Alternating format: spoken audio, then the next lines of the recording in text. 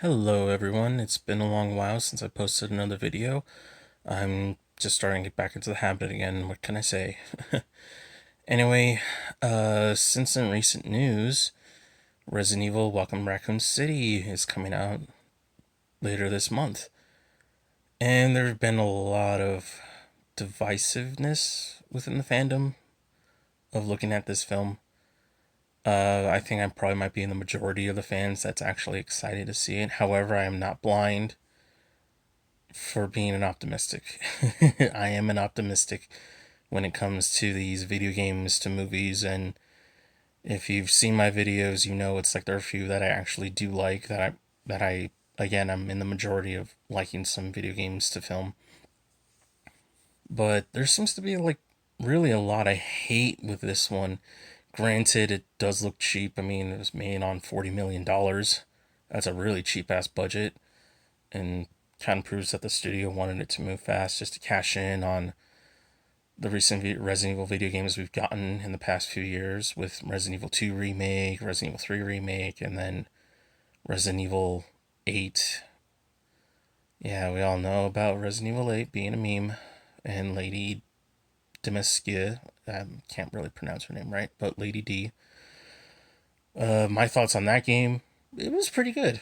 You know, it was a lot better than the last game, even though I wish there were more scares and they missed a big opportunity of it being in VR.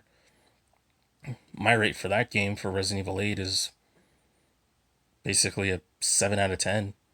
You know, it's not terrible. It could have been so much more. Um, I'm not really liking the direction that they're going, but as long as they continue to have good, interesting stories with with our characters, our legendary characters from the Resident Evil video games, I'm all for it.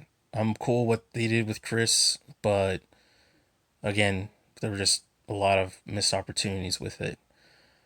But again, with the Resident Evil Welcome to Raccoon City, I'm liking what I am seeing. And there are things I know that a lot of fans do not like what they're seeing with these trailers that they've been popping up. The visuals look terrible. Visual effects look terrible on G. Birkin, because we know the cast in this movie reboot is they're basically almost they're considered to be like C list actors, almost like CW. Some of them come from the CW, others come from independent movies, and the actor I can't remember his name, but he's playing Albert Wesker. Everybody knows him from the Umbrella Academy. He doesn't look like Wesker, and that's one of the things that is putting people off about this movie, and it's completely understandable. It's putting all the fans off about this movie. Is what the director Johannes Robert said is that we don't really need to cast people, particularly for Leon. Is that they didn't want somebody who looked exactly like Leon, but somebody who can have his personality, and that is bad, but it's kind of a good thing. And I always go back to in my circle of friends. I always go back to Constantine from 2005 with Keanu Reeves, where he didn't look or sound anything like a Brit. I mean, he wasn't in the UK, and that's where Hellraiser Constantine comics are taking place. That's where Constantine is taking place, is in the UK, and he didn't look anything like the character, but he nailed his personality. And then later we got Hellraiser right. We got Constantine done right in the CW shows in his very short lived series, which was on a terrible network. But hey, we might be getting a Constantine movie from the talks of HBO Max and Warner Brothers. But aside from all that, as long as they get the characters and the personalities right, I'm all for it. Only one I don't like her look, but we'll see what happens, is Jill. Jill Valentine. And there are some characters that are missing from this movie. We're missing Barry, we're missing Rebecca. We're missing a few other characters, and what's really iffy and most fans don't like is that they're combining Resident Evil 1 and 2 taking place on the same night. Time frame wise, it doesn't make a whole lot of sense. On the other hand, it's a movie, and come on, guys, we're so far in for video games to film, and how Hollywood always changes stuff. It was bound to happen. I'm kind of okay with it. It's just how they execute it. And looking at the runtime, it's close to about 2 hours and 15 minutes last time I checked. The other thing, however, that does also worry me is what the director came out earlier around this week saying is that he wants to do Resident Evil 4 as the next film. But you're already combining Resident Evil 1 and 2 into one whole Welcome to Raccoon City. And if you're going to do that big of a time jump for Resident Evil 4, that is if this movie does do well. A lot of people say it's not going to do well. On a budget of 40 million, and especially from most of the things that a lot of fans like, especially newcomers that are in the series right now, from Resident Evil 2 remake or Resident Evil 4, especially Resident Evil 4, is mostly where mostly everybody has been getting started from from the games. They want to see it. They want to see Leon, despite of what he looks like. I'm okay with what he looks like. I'm fine with it, but we'll see. Again, we'll see. I'm really optimistic about it. I'm really excited to see, and what I've seen in these trailers, it's not really ticking me off. It makes me scratch my head a little bit, but on the other hand, compared to what we last got from a Resident Evil movie, this is I'd rather have this than have Paul W.S. Anderson back, shoving Milla Jovovich in our faces, bringing stuff from the games into his film, into his own story, which really is not much of a story. It's just stuff that happens. That's really the rest of those movies. After Resident Evil Apocalypse, it was the second one. When we got Resident Evil Extinction, as those movies went on, they were just stuff that happens. Let's take little bits from the game and put it into the movie. Let's take certain scenes from the game, put it into the movie, maybe some characters. And for fans of those films, they got left disappointed because the final chapter pretty much didn't really answer any of the big questions from that series. I went to go see the rest of those films just because they were just silly action packed movies. Even though I really enjoyed the first film of it being in the same universe as Resident Evil and as a prequel itself, and then having Alice, that character he wrote, meet up with the characters of Resident Evil 3 and I guess Resident Evil Code Veronica because he had an Ashford in there. In either case, those were the first film and the second film were really the only ones I liked. But seeing the story that they're doing with this one, I'm okay with it. And it's set in 1998, which is pretty cool in my opinion. Again, I'm liking what I'm seeing. The first trailer that they released with the What's Going On song, pretty much everybody else knows as the He-Man What's Going On song that they made a meme about many years ago. I liked it. A lot of people just laughed at it, and I don't blame them. Go ahead and laugh at it. Go ahead and laugh at the CGI. In the movie, I like the way that it is low budget, even though I wish they had a higher budget because CGI dogs do not look good. I know everybody is probably saying, well, at least in the 2002 version, they got dogs to train. It's like, yeah, but considering the budget Paul W.S. Anderson had to work with was like $100 and some million compared to them working on a $40 million movie, I can understand. However, despite all the crappy CG that I'm seeing, it's low budget because for me personally, that's what the charm of the old Resident Evil games were. Even though it took a lot of money to make those games, they had the charm of cheap horror action movies. That was their that was their inspiration to make those games. That's what you felt. Resident Evil has always been in the video games a B movie flick, a B movie storyline flick. And that's what this movie is grabbing me toward. And I mean, hey, I mean, knowing this channel as little as I've been going on with it, I I like cheaply made horror movies. I like bad movies.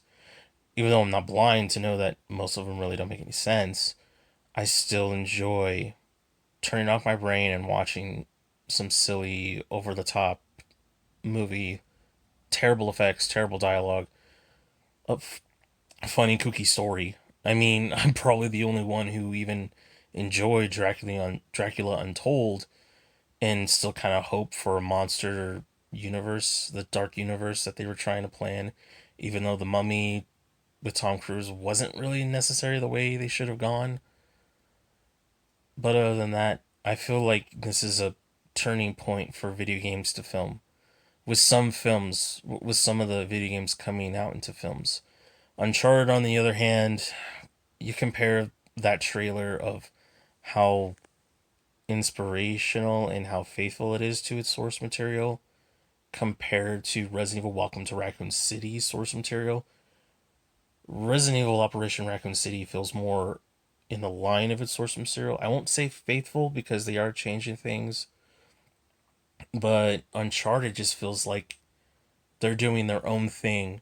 And the end of the Uncharted trailer was basically what we dealt with in Uncharted 3 of Nathan Drake falling off these cargo boxes that are still connected to the end of the plane and dodging them and dodging henchmen trying to kill him. I like Tom Holland and I like Mark Wahlberg. It's just, I don't know. I think their chemistry is probably going to make that Uncharted film really good. But on the other hand, it's just its own thing. And what's sad is that Sony's backing it up. It's from Sony Studios, PlayStation Studios.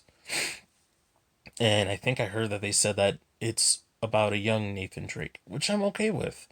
Because in Uncharted 3 and Uncharted 4, we got to see a young Nathan Drake. We got to play as a young Nathan Drake, which is fine.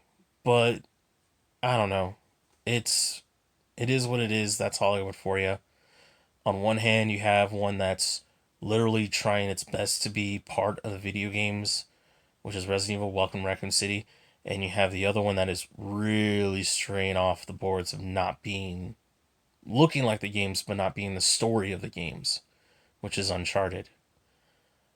But on the other hand, but anyway, like I said, I'm probably in the small minority that's actually hyped for Resident Evil I was gonna say Operation Raccoon City. That's how tired I am of making this video. Anyway, I'm really excited though for Welcome to Raccoon City.